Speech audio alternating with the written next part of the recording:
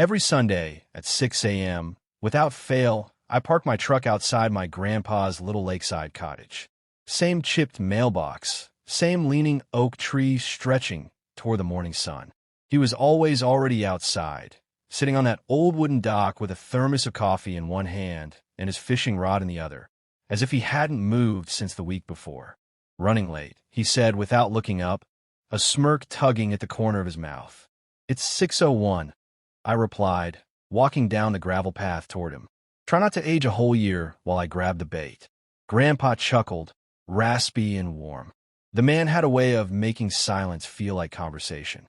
At 80, he moved a little slower, but his mind was sharp as a fillet knife. He still wore his army vet cap, the same faded olive one he'd had since I was a kid, and his fishing vest, patched and worn like a well-loved storybook. His house sat right on the edge of Clearwater Lake, a private lake tucked behind rows of identical suburban homes that made up the Cedar Ridge lakeside community. The houses were neat, too neat, like they'd been cloned from some blueprint called respectable. Manicured lawns, pastel sidings, HOA flags posted like warnings. Grandpa's cottage didn't quite match. It was older, smaller, and covered in ivy. While other homes had trimmed hedges and curated rock gardens, Grandpa had sunflowers, tomatoes in buckets, and a hand-carved sign that said, "Welcome, unless you're in a hurry." We used to joke that the lake belonged to him. He'd lived here since the early 80s, long before the area got developed and the HOA set up shop. Back then, it was just trees, water, and old fishing tales. Over time, families moved in. First came the fences, then the rules, then the people who thought they had the right to tell others how to live. Now, he was one of the last original residents, and one of the only black homeowners left in the whole neighborhood. "They keep changing the dock rules," he muttered, watching his bobber float. "What now?" I asked, slicing open the bait container. The stink of night crawlers hit the air. "Got a letter saying I can't have my chair out here overnight. Said it obstructs the view." He laughed dryly. "Same chair's been there 15 years. I frowned. "Who sent that?" "HOA," he said, like it was just weather. "Same lady who gave me a warning about the birdhouse being too brightly painted." "You remember the one you painted when you were 12? My stomach tightened. "You're kidding. That thing's faded to pastel." He shrugged. "I ain't worried about it. They like making noise, that's all." The air was still, save for the occasional splash of fish or chirp of birds waking up in the reeds. The lake shimmered golden under the rising sun. But behind the calm, something always felt tight. "Watched." "Morning, Mr. Thompson," came a clipped voice from behind. We turned to see Mrs. Ellison walking her Yorkshire Terrier on the gravel path behind the house. She smiled with her lips, but not her eyes. "Morning," Grandpa said, tipping his cap politely. She gave me a once-over and nodded stiffly before walking off, her heels crunching with unnecessary force. "Think she even knows my name?" I muttered. "She knows it, just don't like saying it." This was Cedar Ridge. Clean, quiet, controlled. On the surface, it was all potlucks and block parties, but you learned to read between the lines. The neighborhood newsletter never showed anyone who looked like Grandpa. The HOA president once suggested we keep political signs off the lawn to maintain community harmony, which really meant no Black Lives Matter signs, but the thin blue line flag 3 houses down stayed untouched. Still, Grandpa didn't complain. He just fished, morning, noon, and sometimes in the evening if the bugs weren't too bad. Said the lake was his peace. "I was here before the pavement," he liked to say. Before the HOA had a logo or a website or folks with clipboards checking fence heights. He cast his line again, the lure plopping into the water with practiced ease. "They think because they wear polos and pass-out muffins, they own everything they see. They ever tell you not to fish?" He grinned, slow and sly. "They haven't been bold enough yet." I looked out across the water, where a family was loading kayaks from the community dock. The dad looked our way briefly, then ushered his kids along like we might infect them with nonconformity. Grandpa poured himself another cup of coffee and held the thermos toward me. I took it, sipped, and winced. "Still tastes like burnt campfire," I said. He chuckled. "That's how you know it's working." We sat in silence again, but this time it felt like the air was holding its breath, like something was shifting just beneath the surface. I didn't know it yet, but that letter about the chair was only the start. The fine came on Wednesday. Grandpa called me while I was at work. His voice as steady as ever, but a little too casual. Got a letter from the HOA, he said. Thought you'd get a kick out of it. What now? Birdhouse too colorful again. Nope. This time it's fishing. Says I'm in violation of Article 7, Section B. Unauthorized use of shared recreational space. I stopped typing. Wait, they fined you for fishing? On your own dock. That's what it says. $500. There was silence on the line, and I could tell he was watching the lake, probably already halfway through a cup of that awful black coffee. I gripped my phone tighter. That's got to be illegal, I said. They can't just fine you for fishing. You've been doing that since before half those houses existed. They can try, he replied calmly. They think the rules are the law. I drove over that evening. The sun was setting when I pulled up, casting a warm amber hue over the neighborhood. The lake shimmered peacefully, belying the absurdity that had landed in Grandpa's mailbox. The envelope sat on his kitchen table. Inside was a crisp letter with the HOA's embossed logo and a tone that dripped with smug authority. Dear Mr. Thompson, you have been observed on multiple occasions engaging in unauthorized fishing activity from a private dock without proper community clearance. As per Article 7, Section B of the Cedar Ridge HOA Agreement, fines of $500 are issued for any infraction related to misuse of shared natural resources. Please remit payment within 14 business days to avoid further penalties. There was no signature, just Cedar Ridge HOA Enforcement Team. I reread the letter twice, growing angrier with each pass. They act like you're some kind of trespasser. That's the idea, Grandpa said, sipping from a chipped mug. They want me to feel like I don't belong. My jaw tightened. You built this dock. You paid for this house before half these people even knew the neighborhood existed. He nodded slowly, eyes fixed on the water beyond the screen door. They don't care about that. They see an old black man, and they think easy target. They want to wear me down. Paper cuts. I looked around his kitchen, still filled with family photos, military medals, and hand-labeled spice jars. This house wasn't just his home. It was a piece of his life carved into the community, a monument to perseverance. I'm going to talk to them, I said, standing. He waved a hand. Won't help. They hide behind process. Can't fight what you can't touch. Still, I couldn't let it go. The next day, I drove to the HOA office, a sterile white building tucked behind a row of ornamental trees near the main gate. Inside, the air smelled like printer toner and forced politeness. A receptionist with a tight smile greeted me. I'm here about a fine issued to James Thompson, I said. She tapped on her keyboard. Yes, dock fishing unauthorized. Would you like to dispute it formally? I'd like to know who authorized it in the first place. I'm not at liberty to discuss individual decisions, sir. You're welcome to file an appeal. Can I see who else has been fined for fishing? She paused, blinking. That's confidential, right? I left with nothing but a form and a fresh wave of frustration. Later that week, Grandpa and I sat on the dock again. He didn't bring up the fine, but I could tell it was bothering him more than he let on. He wasn't a man who got rattled easily, but he understood what was at play. This wasn't about a chair or a birdhouse or even fishing. It was about control, subtle and quiet, enforced through bureaucracy and veiled civility. Remember the Johnsons? He asked suddenly. The couple with the loud corgi? He chuckled. That's the one. They built a floating platform last summer. Whole thing was technically unapproved. No one fined them. Let me guess. Different color skin. He nodded. And a friend on the board. I looked across the lake where the community dock stretched out like a polished showpiece. Kayaks hung neatly from racks. A small sign read, Residents only. Enjoy responsibly.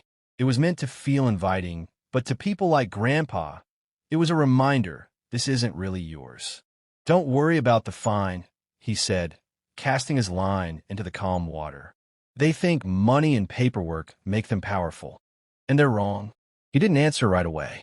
Just watch the lake. Then, quietly, he said, Power's not in what you hold. It's in what you own. 3 weeks passed after the fine, and Grandpa didn't pay a dime. Instead, he kept fishing. Same dock, same chair, same old thermos steaming with terrible coffee. and every time I visited, he looked more amused than annoyed. "You gonna pay that thing, or what?" I finally asked one morning as we sat shoulder to shoulder on the dock. Grandpa reeled in a sunfish and let it go with the same easy patience he used for everything in life. "Already did," he said, a smile tugging at his lips. "You paid a fine?" I asked, surprised. "You told me you weren't giving them a cent." "I didn't," he said, "but I paid something, just not the way they expected." I raised an eyebrow. He sipped his coffee and gestured toward a leather folder resting by his tackle box. "Take a look." Inside was a real estate packet, the kind with dense legal language and embossed seals. I flipped through it slowly, confusion settling in until I hit the page titled Notice of Transfer, Water Rights and Property Deed, Clearwater Lake Parcel. I blinked. "Wait, you bought the lake." Grandpa leaned back in his chair, smiling like a man who had just laid checkmate. "Most of it. Technically, the land underneath it. Turns out, the HOA never actually owned the body of water. They leased access from a holding trust that fell dormant 10 years ago. Quiet sale. No one was paying attention but me and a good friend of mine from back in my JAG days." I stared at him. "You bought a whole damn lake to spite the HOA?" No, he said, shaking his head. "I bought it because I wanted to fish in peace. The HOA getting shut out? That's just a bonus." It was hard to describe what I felt in that moment. Pride mostly, and awe, because this wasn't just a clever move, it was a lesson. My grandfather didn't yell, didn't protest, didn't file appeals with people who already saw him as less. He just outmaneuvered them. Quietly. Legally. Completely. That weekend, he posted a new sign at the entrance to his dock. "Private property, fishing by invitation only. Lake access subject to owner approval." The community Facebook group exploded within hours. Screenshots flew across my phone as residents fumed online. "Who does he think he is? There must be some mistake. The lake is for everyone. We paid HOA dues for lake use." But was no mistake. Grandpa had worked with lawyers to clean up the title and record the deed with the county. The HOA's lease had expired without renewal. Nobody had noticed, not even the current board. It had been propped up on assumptions and informal access for years. And now it belonged to one person. "You know how many letters they've sent me since?" Grandpa said one evening as we watched the sunset from his dock. "How many?" "4. Each one more polite than the last." The HOA president, a man named Raymond Coker, eventually came in person. He wore boat shoes and a forced smile, clutching a binder full of policies like a shield. "Mr. Thompson," he said, trying to sound affable, "I think there's been a misunderstanding." "No misunderstanding," Grandpa said, not rising from his chair. "The lake is integral to our community. We need to discuss a shared usage agreement." Grandpa sipped his coffee. "You mean like the one y'all decided I wasn't part of?" Raymond chuckled awkwardly. "Now, let's not bring race into this." "You just did." Silence stretched between them. The birds chirped, and the lake lapped softly against the shore. Raymond shifted uncomfortably. "Well, what do you want in return for granting the community access again?" Grandpa didn't even blink. "Respect. But seeing as you folks have been running short on that for years, I'll settle for privacy." He turned back, toward the water. Raymond left shortly after, binder clutched tighter, steps faster.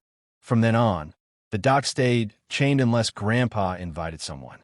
Sometimes kids from other neighborhoods came by with their parents, and he'd teach them how to cast a line or tie a hook. But the HOA folks? Not one foot on the water. Not anymore. It was subtle justice, the kind that didn't need fireworks. Just a man and his fishing rod, sitting where he belonged, proving that real power didn't always come from meetings or rules, but from knowing where you stand and refusing to be moved. And as I watched him laugh with a couple of kids from down the road, I realized he hadn't just won. He made sure no one like him would ever be pushed off that dock again. By midsummer, the lake was quiet in a way it hadn't been in years. Gone were the weekend flotillas of paddleboards and wine-sipping HOA moms holding phone-in yoga classes on neon mats. No more children screeching from the community dock. No teens blasting Bluetooth speakers. The lake had become, once again, something wild and respectful. Silent except for birdsong, the whisper of reeds, and the quiet plop of a lure hitting water. Grandpa sat where he always did. Same chair, same cap, same thermos. But now, peace didn't have to be reclaimed. It was his, legally and spiritually, earned. "You hear about the 4th of July party?" he asked, reeling in a lazy bluegill. "Yeah," I said, smirking. "They had to cancel the fireworks over the water." He chuckled, and even the fish seemed to ripple in agreement. The HOA had tried negotiating again. They proposed a lease, then a land use agreement, then a full buyout, laughably low. Grandpa declined every time. "The price is higher now," he told them. "It's not for sale. It's for learning." The ripple effects extended beyond lake privileges. The HOA's image took a hit. News of the incident leaked online. Veteran buys lake after being fined for fishing, and while Grandpa hadn't sought publicity, people noticed. Local blogs picked it up. Then it hit a national outlet. Suddenly, Cedar Ridge didn't look like a pristine lakeside community. It looked like a rule-bound enclave that fined old black veterans for enjoying their backyards. The board president stepped down. A few families moved. Some newer homeowners, often younger and more diverse, started quietly reaching out to Grandpa. A Vietnamese couple from 2 streets over brought him homemade spring rolls and asked if their daughter could fish from the dock. He said yes, of course. A Latino father and son came by one morning, tackle boxes in hand, asking if Grandpa could show them the good spots. He did. The dock became what it was always meant to be. Not a battleground, not a soapbox, but a meeting place. People came not because they had the right, but because they respected the space and the man who kept it. One morning, as I poured coffee into Grandpa's thermos, I asked, "You ever think about moving? Somewhere with less drama?" He looked at me, then at the lake. "Son, they try to make me feel like a stranger in my own home. Try to paper me out of existence." But I didn't bend. I bought the damn water they thought they controlled. That's not drama.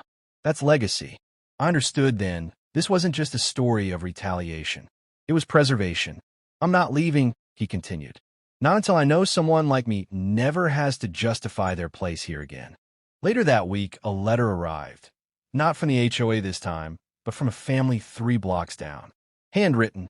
They wanted to thank Grandpa for standing up. Their teenage son, a black kid named Marcus, had stopped going to the lake years ago after being told by a board member that he made the neighbors nervous when he swam alone. Now he was back, with a fishing pole, and Grandpa taught him everything he knew. The seasons turned. Fall drifted in, crisp and gold. The lake reflected the trees like a mirror, holding time itself. Grandpa's dock remained the same, weathered, sturdy, and patient. One afternoon, as leaves danced across the surface of the lake, I found him carving something into a slab of wood. He handed it to me without a word. The letters were clean, deep, and proud. "Thompson's Landing, EST 1981. All are welcome. Respect is required." We mounted the sign at the entrance to the dock, not because he needed to stake his claim, but because he'd already won. The sign was a reminder, not just to the HOA, not just to the neighbors, but to the world, that even in a place designed to exclude, dignity can take root. Resistance can look like patience. And sometimes, justice wears a fishing vest and smells like old coffee. The lake was never just water. It was memory, heritage, and home. And now, thanks to one stubborn old man with a sharp mind and a quiet resolve, it was free.